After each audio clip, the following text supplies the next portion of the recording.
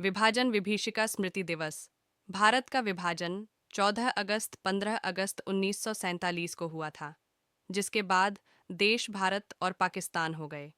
लेकिन यह विभाजन बड़ी विभीषिका सिद्ध हुई। उसके दुष्परिणामों से भारत आज भी जूझ रहा है। सबसे पहले इस विभाजन में लाखों निर्दोष लोगों की जान गई। कम से कम 6 लाख लोग मारे गए और 1.5 करोड़ लोग अपने घर बार और संपत्ति से वंचित होकर विस्थापित हुए। हजारों परिवार इस प्रक्रिया में बिखर गए। यह सब किसी युद्ध के कारण नहीं हुआ, तो किसी विदेशी आक्रमण से, न ही गृह युद्ध से। इस अर्थ में भी भारत का विभाजन मानव इतिहास की एक अनोखी त्रासदी था। आधुनिक इतिहास में अन्य देशों में भी विभाजन हुए हैं, लेकिन कहीं भी इस स्तर का सांप्रदायिक उन्माद, जनसंहार और विस्थापन नहीं देखा गया। विभाजन के बाद भी भारत और पाकिस्तान के बीच 4 युद्ध हो चुके हैं।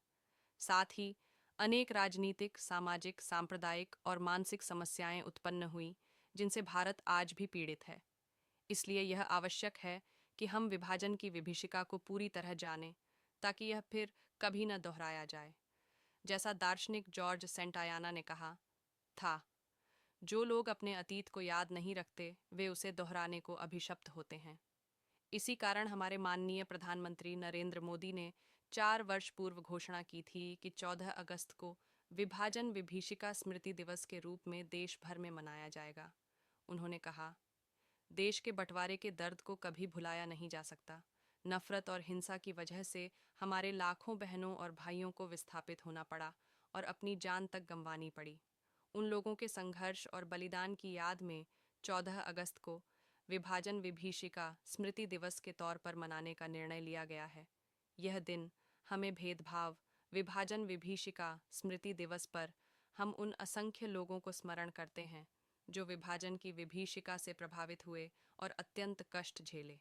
यह दिन उनके साहस को नमन करने का भी अवसर है, जो पुनः उठ सकने की मानवीय क्षमता को दर्शाता है। विभाजन से प्रभावित अनेक लोगों ने अपने जीवन को फिर से संवारने में सफलता पाई और बड़ी उपलब्धियां प्राप्त की।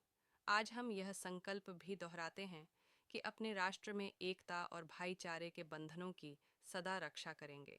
14 अगस्त 2024।